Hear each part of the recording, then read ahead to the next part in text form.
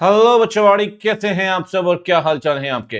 तो आइए भैया करते हैं क्विक रिवीजन चैप्टर 1 का। और चैप्टर 1 में हम बात करेंगे पहले एसक्यूसी 1 की, फिर बात करेंगे 220 की। देखो एसक्यूसी 1 की अगर बात करें तो कुल मिला के 6 चीजें होती हैं: human resource, ethical requirements, acceptance and continuance of client relationship, leadership responsibility, monitoring, engagement, performance. ठीक, सबसे पहले बात करते हैं ह्यूमन रिसोर्स की। ह्यूमन रिसोर्स में 3 बातें ध्यान रखिए: क्या ईपी का रोल उसे बताया गया है और क्या वो आइडेंटिफाइड है, क्या ईपी के अंदर प्रॉपर कंपिटेंस, कैपेबिलिटी, अथॉरिटी है, और क्या ईपी की रिस्पॉन्सिबिलिटी उसे बताई गई, मतलब रोल भी बताया गया, रिस्पॉन्सिबिलिटी बताई गई और कंपिटेंट होना चाहिए। जहां तक बात है एथिकल रिक्वायरमेंट की, एथिकल रिक्वायरमेंट कहता है इंडिपेंडेंस जरूरी है हर एंगेजमेंट में। फर्म अपने लोगों को ये बताएगी भाई इंडिपेंडेंस मेंटेन करनी है, इंडिपेंडेंस मेंटेन भी करनी है, बताना भी है कि इंडिपेंडेंस मेंटेन करनी है। कह रहा है फर्म कम्युनिकेट करेगी इंडिपेंडेंस अपने पर्सनल्स को, बताएगी भैया थ्रेट्स कैसे आएंगे, और अगर थ्रेट्स आएंगे तो एलिमिनेट करना है, अगर एलिमिनेट नहीं कर सकते तो विड्रॉ कर जाइए। और साथ में साल में कम से कम एक बार अपने एम्प्लॉइज से, अपने पर्सनल से डिक्लेरेशन ले कि वो इंडिपेंडेंट है। और अगर इंडिपेंडेंस से कोई भी ब्रीच हुआ है तो आपको फर्म को बताना पड़ेगा, कोई भी पर्सनल पार्टनर को पता है तो फर्म को बताइए। और फर्म क्राइटेरिया फिक्स करेगी सर फैमिलियरिटी थ्रेड को आइडेंटिफाई कैसे करना है, क्योंकि लॉन्ग टर्म रिलेशनशिप रहेगा अगर किसी भी क्लाइंट के साथ तो फैमिलियरिटी थ्रेड अपने आप बनेगा। तो लॉन्ग टर्म रिलेशनशिप को अवॉइड करिए, फैमिलियरिटी थ्रेड ऑटोमेटिकली अवॉइड होगा। ठीक है, 6 बातें हैं कहाँ पे, एथिकल रिक्वायरमेंट के अंदर। अब आते हैं सर मॉनिटरिंग के अंदर। मॉनिटरिंग के अंदर आप ये देखिए, क्या quality control system properly design है, और क्या प्रोफेशनल डेवलपमेंट जो भी स्टैंडर्ड्स में चेंजेस आ रहे हैं, रेगुलेटरी रिक्वायरमेंट्स में बदलाव आ रहे हैं, क्या वो अडॉप्ट किए गए हैं। मॉनिटरिंग कौन करेगा, हर कोई नहीं कर सकता, पर्सन ऑफ एक्सपीरियंस, अथॉरिटी और सीनियरिटी। देखो अगर फर्म के पर्सन के अगेंस्ट कोई भी कंप्लेन आई है कि भाई इंडिपेंडेंटली काम नहीं कर रहा है, पैसे ले लिए, पैसे मांग लिए क्लाइंट से, तो उसको डील करना पड़ेगा। देखो अगर आपको लगता है engagement team member quality control policies को नहीं मान रहा है तो रेमेडियल एक्शन लेना पड़ेगा। साथ में एक बात ध्यान रखना, एक्शन अगर quality control system properly design नहीं है, भैया एक्शन 2 केस में लेंगे, अगर क्वालिटी कंट्रोल पॉलिसीज नहीं मानता है तब, और दूसरी बात अगर क्वालिटी कंट्रोल सिस्टम डिजाइन नहीं है, दोनों केस में आपको एक्शन लेना पड़ेगा। डील करिए कंप्लेन को लेकर, मॉनिटरिंग करेगा पर्सन ऑफ एक्सपीरियंस, अथॉरिटी और सीनियरिटी, और क्वालिटी कंट्रोल सिस्टम को प्रॉपरली डिजाइन करना पड़ेगा। अब आते हैं भैया लीडरशिप में। देखो लीडरशिप में फर्क क्या है, आपके एसक्यूसी 1 के अंदर सीईओ और एमपी लायबल होगा, जबकि आप वहां पढ़ेंगे 220 के अंदर लायबल कौन है भैया, वहां लायबल एंगेजमेंट पार्टनर। तो कहता है फॉर्म का सीईओ और एमपी की अल्टीमेट रिस्पॉन्सिबिलिटी है। एक बार ध्यान रखिए, कमर्शियल कंसिडरेशन कभी भी ओवरराइड नहीं करेंगे क्वालिटी को, पैसे के लिए बिक मत जाना भैया, क्वालिटी सुप्रीम है, क्वालिटी को कभी भी कमर्शियल कंसिडरेशन, पैसे के लिए क्वालिटी कॉम्प्रोमाइज मत करिएगा। और एक बात और, रेमुनरेशन प्रॉपर दो, इंसेंटिव्स दो, परफॉर्मेंस इवेल्युएशन करें। आपके एम्प्लॉइज के, आपको लोगों को लगना चाहिए प्रोफेशनल डेवलपमेंट्स हैं। दूसरी बात, वो अगर मोटिवेटेड होंगे, ढंग से काम करेंगे, बीइंग ए लीडर आपको काम करना पड़ेगा और अपने रिसोर्सेज को डिवोट करना पड़ेगा क्वालिटी कंट्रोल्स के डेवलपमेंट के लिए। सर अगर आप सोचे कि उन्हीं लोगों के साथ आप पॉलिसीज भी बना लें और क्वालिटी कंट्रोल भी इंप्लीमेंट करने, वो मुश्किल है। You have to dedicate proper resources, devote करने पड़ेंगे toward development of quality control policies, remuneration, incentive, commercial consideration, quality को ओवरराइड नहीं करने चाहिए। ठीक है ना, और सीईओ और एमपी की अल्टीमेट रिस्पॉन्सिबिलिटी है। अब आते हैं सर, एक बात ध्यान रखिए एक्सेप्टेंस कॉन्टिन्यूएंस में।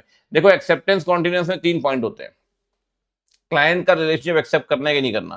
पहला है इंटीग्रिटी ऑफ क्लाइंट प्रमोटर को की ओनर्स, दूसरा है फर्म की कंपिटेंस, ठीक, और तीसरा है एथिकल रिक्वायरमेंट। आपको 2 के अंदर पॉइंट्स पढ़ने हैं। इंटीग्रिटी, अगर क्लाइंट के लोग जो ईमानदार है, अब आपको लगता है सर मनी लॉन्ड्रिंग कर रहे हैं, बेईमान लोग हैं, ऑडिट को एक्सेप्ट मत करिए, अगर पता लग गया तो कंटिन्यू मत करिए, ना तो एक्सेप्ट करो ना ही कंटिन्यू करो। A and C, A acceptance, C continuance. आपको देखना है सर एक्सेप्टेंस कॉन्टिन्यूएंस के अंदर, इंटीग्रिटी के अंदर आई एम नमित, आई से identity and business reputation promoters की, एम से नेचर ऑफ क्लाइंट ऑपरेशन, ठीक है ना, ए से attitude towards the accounting standard control में, थोड़ा सा ऊपर नीचे हो मैंने जाएगा, कोई दिक्कत नहीं, ठीक है ना। ये आ जाएगा एन, ये आ जाएगा ए, ठीक है ना, ये आ जाएगा एम, थोड़ा सा ऊपर नीचे हो गया वो चल जाएगा, ऐसी कोई दिक्कत नहीं है, ठीक है ना।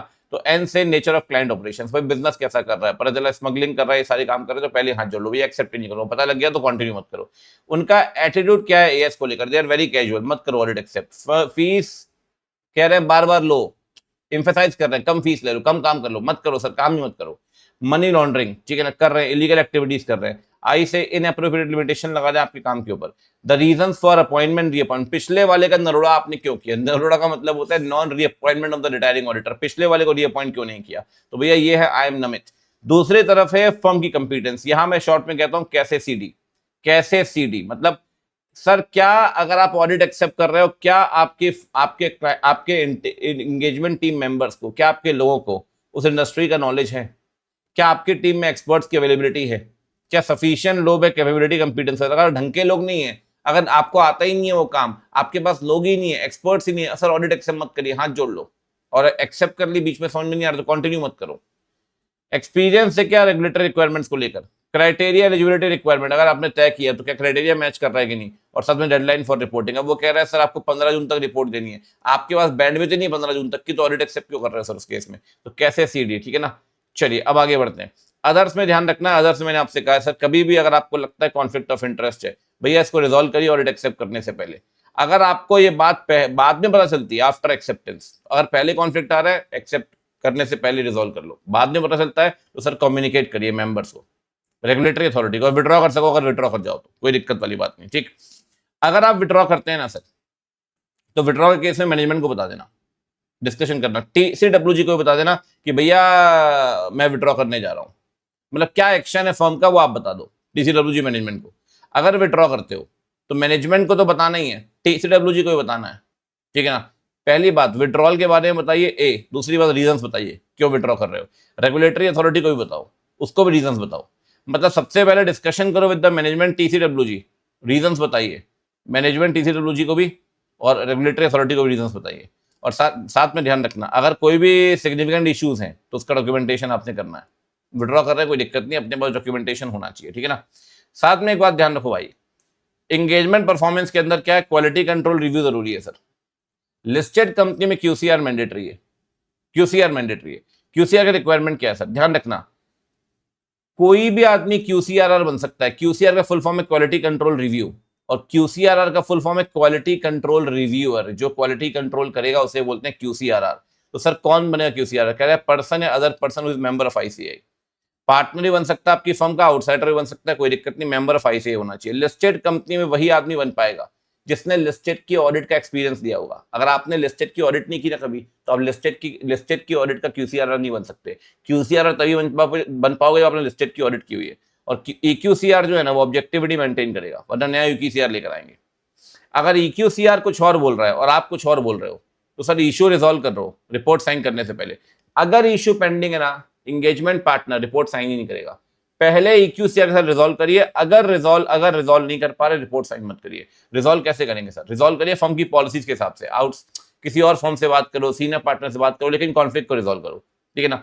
ध्यान रखना, लिस्टेड कंपनी के ऑडिट में very very important for exam, EQCR कुल मिला के 6 बातें कंसीडर करेगा, जेम सॉस 6 बल्कि 7 बातें, 8 बातें बल्कि, ठीक। जजमेंट, मटेरियलिटी, सिग्निफिकेंट रिस्क, जैसे जजमेंट, ठीक है ना, जजमेंट जहां भी फॉर्म होगा, मटेरियलिटी के अंदर फॉर्म होता है, SR के अंदर फॉर्म होता है। एप्रोप्रिएटनेस ऑफ द रिपोर्ट, क्या रिपोर्ट एप्रोप्रिएट है, कौन सी बातें मैनेजमेंट TCWG RA मतलब रेगुलेटरी अथॉरिटी को बताई गई है। सिग्निफिकेंट रिस्क को आइडेंटिफाई किया, अपना रिस्पॉन्स डिजाइन किया, ऑब्वियस सी बात 315 और 330, 315 330। एप्रोप्रिएट कंसल्टेशन, कंसल्टेशन अभी अपन करेंगे। Uncorrected misstatement 450। Secretary working papers आपके वर्क को रिफ्लेक्ट करेंगे। और एंगेजमेंट टीम का evaluation about the form independence, ये मैं कह रहा हूँ थ्योरी बट बहुत इंपॉर्टेंट है। Judgement, appropriateness of the report, matters to be communicated, वही 3 लोग, M, T और RA। Significant risk identified, response, appropriate consultation, uncorrected misstatement, secretary working papers और ET का इवैल्यूएशन, ठीक है ना। अच्छा एक बात और ध्यान रखिए सर, कंसल्टेशन आपको लेना चाहिए, मैं कंसल्टेशन के ऊपर बात कर रहा था। कंसल्टेशन आप लीजिए डिफिकल्ट मैटर को लेकर, या तो फर्म के अंदर के लोगों के साथ ले लो या आउटसाइड एंटिटी, कोई दिक्कत नहीं है, उनसे लेना जिनके पास कंपीटेंस, कैपेबिलिटी, नॉलेज हो। और जो भी कंसल्टेशन आप लेंगे उसका प्रॉपर डॉक्यूमेंटेशन कर लेना, कोई दिक्कत नहीं, ठीक। मैंने आपसे कहा सर कि लिस्टेड कंपनी में QCR क्या करेगा, वो ऊपर बातें लिखी हुई है, वही सारी बातें जो वहां ऊपर लिखी है नीचे लिखी हुई है, ठीक है ना। तो लिस्टेड कंपनी में ये सारी बातें करनी पड़ेंगी, ठीक है ना। एक बात और, असेंबलिंग करनी पड़ेगी सर आपको वर्किंग पेपर्स की। ऑडिट में 60 डेज, कोई और एंगेजमेंट है ना, चैप्टर 9, 10, 11 में आप पढ़ते हैं, चाहे रिव्यू है, चाहे एंगेजमेंट एश्योरेंस एंगेजमेंट है, कोई भी है, एज अप्रोप्रिएट। अगर 2 रिपोर्ट दे रहे हो, मान लो FS की दे रहे हो अलग दे रहे हो, CFS मतलब कंसोलिडेशन हुआ उसकी अलग रिपोर्ट दे रहे हो, 60 डेज दोनों के अलग अलग काउंट करेंगे। पॉलिसी प्रोसीजर मेंटेन करिए ताकि रिकॉर्ड्स की कॉन्फिडेंशियलिटी, इंटीग्रिटी मेंटेन रहे।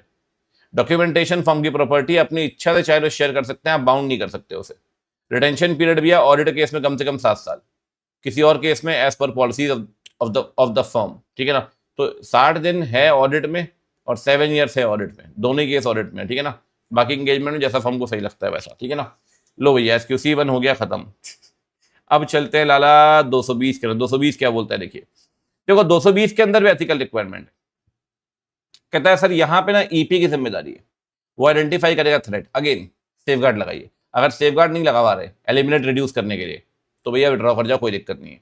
कह रहा है साथ में फर्म को रिपोर्ट करिए, उस एक्टिविटी को एलिमिनेट करिए जो थ्रेट क्रिएट कर रही है, अगर एलिमिनेट नहीं कर पा रहे तो विड्रॉ कर जाओ, सेम पॉइंट। ठीक, साथ में मॉनिटरिंग करना है सर, वहां मॉनिटरिंग भी कर रहे हैं, यहां भी 3 चीजों की मॉनिटरिंग करेंगे। क्या quality control system properly designed है, क्या क्वालिटी कंट्रोल सिस्टम माना जा रहा है, क्वालिटी कंट्रोल पॉलिसीज मानी गई है, और क्या प्रोफेशनल स्टैंडर्ड्स माने जा रहे हैं, मतलब एसएई, एसआरएस, एसआरई, ये सब माने गए हैं ना। 3 बातें। लीडरशिप में वहां सीई और एमपी की रिस्पॉन्सिबिलिटी थी या ईपी की रिस्पॉन्सिबिलिटी है? ईपी अपने टीम मेंबर को सर मैसेजेस देगा, एक्शंस के थ्रू समझाएगा, ईटी को वो बताएगा एंगेजमेंट टीम को सर ऑडिट में क्वालिटी जरूरी है, ऑडिट में क्वालिटी आएगी कहां से, ऐसे को मान के, क्वालिटी कंट्रोल पॉलिसीज को मानकर, एक सही ओपिनियन देकर। और एंगेजमेंट टीम के लोग एंगेजमेंट पार्टनर के साथ, लीडर के साथ अपने कंसर्न शेयर कर सकते हैं बिना डरे, कोई दिक्कत वाली बात नहीं। ठीक, एक्सेप्टेंस कॉन्टिन्यूएंस यहां भी था, एक्सेप्टेंस कॉन्टिन्यूएंस वहां भी था, वहां डिटेल में दिया हुआ था इंटीग्रिटी वाला पॉइंट, आई एम नमित, यहाँ सिंपल। कैपेबिलिटी कंपिटेंस वहां कैसे सीडी, यहाँ शॉर्ट में। एथिकल रिक्वायरमेंट वहां भी डिटेल में पढ़ा, यहाँ इतना ही दिया है। और एक पॉइंट एक्स्ट्रा है एसक्यूसी 1 के मुकाबले, सिग्निफिकेंट मैटर जो इस साल या पिछले साल मिले थे, ठीक है ना सर। एंगेजमेंट परफॉर्मेंस के अंदर यहाँ क्या पढ़ना है, यहाँ भी पॉलिसी प्रोसीजर बनाइए। क्या एंगेजमेंट टीम को ब्रीफ किया गया है उसके रोल को लेकर, वहां लीडर, वहां पे आज एचआर में पढ़ रहे थे, क्या ईपी को ब्रीफ किया गया रोल को लेकर, यहाँ ईटी को ब्रीफ किया गया रोल को लेकर। साथ में स्टैंडर्ड्स कैसे माने जाएंगे वो बताइए। सुपरविजन ट्रेनिंग कोचिंग कैसी होगी, मतलब कैसे गाइड करोगे एंगेजमेंट टीम को ताकि वो एंगेजमेंट परफॉर्मेंस प्रॉपरली कर पाए। किस तरीके से उसका काम रिव्यू करोगे और डॉक्यूमेंटेशन। तो sir training, supervision, review, documentation, compliances, ये सब समझाना पड़ेगा और ब्रीफ करिए उसका रोल क्या है, ठीक है ना। साथ में सर ईक्यूसी यहां भी है। देखो भाई लिस्टेड कंपनी में ना ईक्यूसी मैंडेटरी है, वहां भी मैंडेटरी था। क्वालिटी कंट्रोल रिव्यू वहां भी करा रहे एसक्यूसी 1 में, यहां भी करवा रहे 220 के अंदर। एंगेजमेंट पार्टनर 3 बातें देखेगा, क्या ईक्यूसीआर अपॉइंटेड हुआ है क्या, बिल्कुल ठीक बात है। सिग्निफिकेंट मैटर डिस्कस करेगा, ठीक है ना, ईक्यूसीआर के साथ। और हमेशा ध्यान रखिए पहले ईक्यूसी कंप्लीट होगा तब रिपोर्ट साइन करेगा। मैंने आपसे ऊपर भी कहा था एसक्यूसी 1 के अंदर जब तक ईक्यूसी कंप्लीट नहीं होगा लाला रिपोर्ट साइन नहीं करेगा। तो भैया देखो ईक्यूसीआर अपॉइंटेड है, सिग्निफिकेंट मैटर को डिस्कस करिए और रिपोर्ट साइन करिए ईक्यूसी कंप्लीट होने के बाद, ठीक है ना। साथ में ईक्यूसीआर ऑब्जेक्टिव वैल्यूएशन करेगा सर, जो भी सिग्निफिकेंट जजमेंट फॉर्म किया किसने, ईटी ने, इवैल्यूएशन करेगा। और अगर लगता है सर कोई सिग्निफिकेंट जजमेंट फॉर्म हुआ, डिस्कशन करिए विद द ईपी, ठीक। चेक करिए फाइनेंशियल स्टेटमेंट्स, प्रपोज रिपोर्ट जो आप बनाने जा रहे हैं being the auditor. Selected documentation भी चेक करिए, सेलेक्टेड मतलब सिग्निफिकेंट जजमेंट को लेकर जो ईटी ने फॉर्म किया सिग्निफिकेंट जजमेंट। ऐसे 230 के अंदर सिग्निफिकेंट जजमेंट जब फॉर्म करता है तो डॉक्यूमेंटेशन मेंटेन करता है ईटी, उसको चेक कर लो। और जो कंक्लूजन रीच किया है ईटी ने वो आप इवेल्युएट करो। मतलब डिस्कशन भी करना है ईपी के साथ, फाइनेंशियल्स भी देखने हैं, प्रपोज रिपोर्ट देखनी है, डॉक्यूमेंटेशन भी देखने हैं, कंक्लूजन्स भी इवेल्युएट करने हैं। और लिस्टेड कंपनी के अंदर ईक्यूसीआर क्या देखेगा। अब आप बोलोगे ऊपर तो पढ़ा अपन ने ऊपर पढ़ा कि लिस्टेड कंपनी में ईपी क्या करेगा, ये है लिस्टेड में ईक्यूसीआर क्या करेगा। लिस्टेड में ईक्यूसीआर चेक करेगा क्या क्या क्या क्या क्या ईटी इंडिपेंडेंट है, क्या कंसल्टेशंस लिए गए हैं। कंसल्टेशन तो ऊपर भी लिए थे अपन ने डिफिकल्ट मैटर को लेकर, और अगर कंसल्टेशन लिए गए या सिग्निफिकेंट जजमेंट फॉर्म किएगा डॉक्यूमेंटेशन करना पड़ेगा, documentation reflect the work perform, ठीक है ना। 3 बातें। एक बात ध्यान रखिए कभी भी डिफरेंसेस हैं आपस में ईपी ईक्यूसीआर ईटी जब भी है तो भैया फर्म की पॉलिसीज के हिसाब से डिफरेंसेस को रिजॉल्व करेंगे अपन, फर्म की पॉलिसीज के हिसाब से। हो सकता है बाहर वालों के साथ कंसल्ट करना पड़ जाए, किसी और फर्म से कंसल्ट करिए, किसी सीनियर पार्टनर से कंसल्ट करिए, कोई दिक्कत नहीं है सर, कंसल्ट करिए लेकिन रिजॉल्व करिए। जब तक रिजॉल्व नहीं करेंगे रिपोर्ट साइन नहीं होगी। अब आता है सर एक बात ध्यान रखो, डिफरेंस क्या है। एसक्यूसी 1 लगता है पूरी फर्म पे आप कोई भी इंगेजमेंट करिए, रिव्यू एंगेजमेंट, एश्योरेंस, ऑडिट, कुछ भी करिए एसक्यूसी 1 लगेगा। ऐसे 220 पर्टिकुलर एंगेजमेंट पे लगता है, वो भी ऑडिट पे। एसक्यूसी 1 कहता है फर्म में क्वालिटी होनी चाहिए, एसक्यूसी 1 चाहे कोई भी सर्विस दे। ऐसे 220 कहता है ऑडिट एंगेजमेंट में होनी चाहिए और फर्म अपनी क्वालिटी कंट्रोल पॉलिसीज बनाएगी, वो मानेगा ऑडिटर 220 के हिसाब से। एसक्यूसी 1 कह रहा है फर्म के अंदर क्वालिटी कंट्रोल होना चाहिए। अब पीयर रिव्यू की बात करिए 2 मिनट। सर पीयर रिव्यू कौन करता है, सर ये करता है काउंसिल ऑफ आईसीएआई। इसका इंटेंट क्या है, इसका इंटेंट ये है कि आईसीए के मेंबर्स ने टेक्निकल स्टैंडर्ड्स माने हैं, क्या प्रॉपर सिस्टम बनाए गए हैं डॉक्यूमेंटेशन करने के लिए। सर पीयर रिव्यू में ना आप एग्जामिनेशन करेंगे, जो प्रैक्टिशनर होगा उसे बोलेंगे प्रैक्टिस यूनिट, आप चेक करेंगे जो उसने एश्योरेंस सर्विसेज दी हैं क्या उसमें प्रॉपर क्वालिटी है, और जैसे पीयर रिव्यू कंप्लीट होगा एक सर्टिफिकेट इशू करेंगे आप।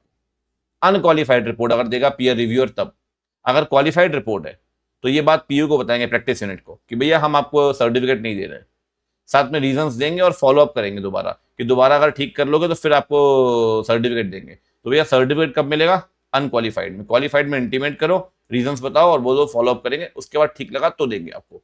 अच्छा क्यूआरबी क्या है? सीजी बनाती है, सीजी रिकमेंडेशन देगी काउंसिल को, अगेन काउंसिल ऑफ आईसीआई की जो सर्विसेज मेंबर दे रहे हैं उसको लेकर चेक करेंगे quality of services, again member of ICI, और गाइड करेंगे मेंबर ऑफ आईसीआई को भाई अपनी क्वालिटी में सर्विस को इंप्रूव, मतलब सर्विस में क्वालिटी को इंप्रूव कैसे कर सकते हैं।